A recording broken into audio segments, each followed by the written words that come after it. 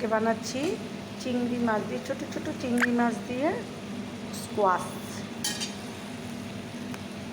স্কোয়াশের তরকারি।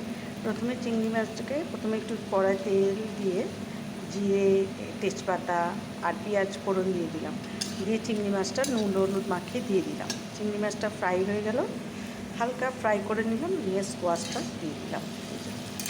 স্কোয়াশটা দিয়ে দিয়েছি। এখন এটা হতে থাকবে, জল বেরোবে, এর জলেই এটা সেদ্ধ হয়ে যাবে।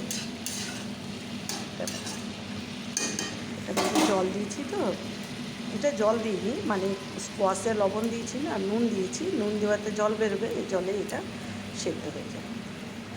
আমার স্কোয়াশ দিয়ে চিংড়ি রেডি, বানানো হয়ে গেছে। এই যে লাগিয়ে ফেলেছি, এই দেখো স্কোয়াশ দিয়ে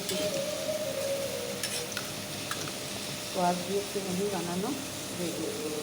জানি না খেতে কেমন হয়েছে, এখনও কেউ খায়নি, বলতে পারতাম। ঠিক আছে, রাখি, তোমরাও বানিয়ে দেখো।